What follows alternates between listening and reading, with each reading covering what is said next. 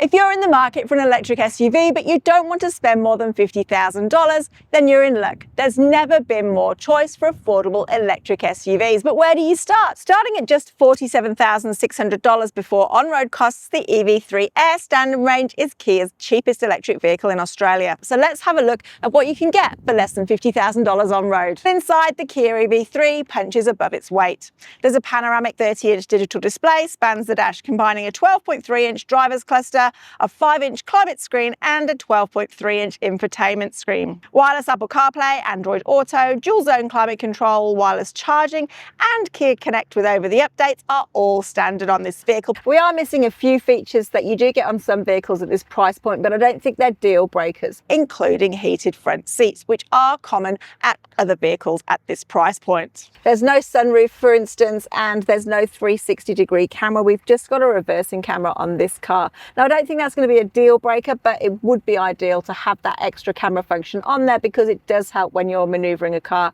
perhaps parking it in a tight spot. The rear seats fold 60/40 and the boot floor is height adjustable, giving you flexibility for taller items or hidden storage. There's also a slide out center console table in the higher spec models, a huge open tray between the front seats and USB-C ports in the dash and seat sides for rear passengers. And the reason why we've got so much space to play with in the center console is because the shifter is moved to an indicator stalk. So you've got this push button here to switch it on and off, and then it's simply a case of push forward to go into drive or pull back to go into reverse, and then press the button on the end to pop it into park. In the second row, I've got a decent amount of leg room with my driver's seat in its normal position. The seats sit quite high, which is great. It's kind of like stadium seating, so I got a really great view out of the window, but it does mean that my head is pretty close to the ceiling. So I think taller passengers might find that they're quite close up, but overall it's not too bad. The seat comfort is really good, but really easy charging on the go as well. Kia has included a regular 240-volt socket, so you can plug in your appliances, say a laptop or something like that, to keep it charged on the move. Really convenient, nicely stored out of the way. There's room in here as well for a couple of car seats across the back. It's not wide enough, I don't think, for 3. That would be quite a tight configuration, but definitely 2 adults, 2 car seats with the ISOFIX seating points as well and the top tethers. This could make a reasonable argument to be a family SUV. But it's the clever packaging that sets the EV3 apart. Despite its compact 4.3 metre length, the EV3 offers a class-leading 460 litres of boot space, more than some larger SUVs. There's even a 25-litre frunk for your charging cables. Another way they've kept the price down on this EV3 is that the tailgate isn't powered. Now, that's no big deal either. Super easy and light to open. Now, in terms of space, we've got heaps. And we've got this boot floor here, which actually hides a significant amount of extra storage. So it's really great if you want to pop stuff out of the way of prying eyes. I can also store things like the charge cables in there, and it still stays nice and neat. One of the things that I'm not a fan of, and if you've watched any of our other car reviews, you'll be aware of this, it only comes with a tyre inflator kit. That's this little guy here. So what this means is you're not getting a full-size spare. You're not getting a spare at all, in fact. So this has got a can of goo, which is basically designed to fill up your tyre if you get a puncture. Then you've got to get yourself to the nearest repair centre or call somebody like the RACV to help you out. It's not an ideal solution, but it's definitely something to expect on an EV. With Kia's extensive nationwide dealer network and a 7-year warranty, you'll have peace of mind when it comes to servicing and support, whether you're in the city or out on the open road.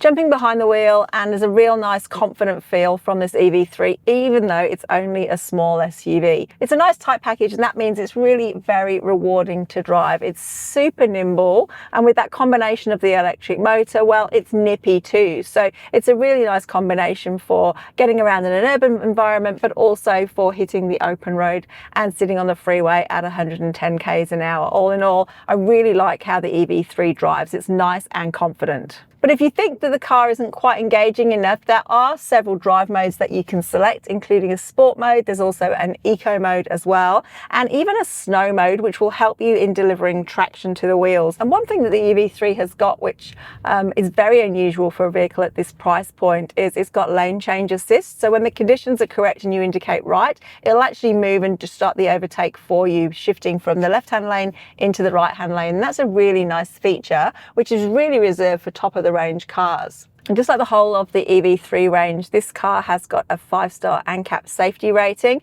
It's loaded with advanced driver assistance tech too. It has got rather efficient driver monitoring system, which does tend to bing at you too frequently for my liking, but in terms of everything else, it really works quite well. We've got blind spot monitoring, and it's got a whole range of things like adaptive cruise control as well, and highway driving assist 2, which is Kia's latest iteration of its driver assistance systems. In terms of range, there is a promised range of around about 436 kilometers. I think realistically, based on my driving experience in this car, you're probably looking closer to 350 kilometers. But of course, all of that changes depending on how you're driving the car. Charging, the EV3 supports up to 100 kilowatt DC fast charging, which in theory means a 10 to 80% top up in just 29 minutes on a 350 kilowatt charger. At home, Kia will tell you that a full charge takes about 5.5 hours using an 11 kilowatt wall box. In practice, charging over a standard household socket, I found it is a slow car to charge. And what you can do here in the car and also via the Kia Connect app is to set your charging time. So you can tell the car what time you're planning on leaving. You can also do things like set the electrical use settings for the vehicle to load settings. So basically what that means, if you're using the onboard socket, then you can set a minimum state of charge for the battery, so it's not going to run lower than that. So you set this for however far away you're going to be from your next charger, and that way when you're using the vehicle to load function, perhaps you're running a laptop or the kids are charging something up, you're not going to get below that number, which means that you're going to have enough range to get you where you need to go.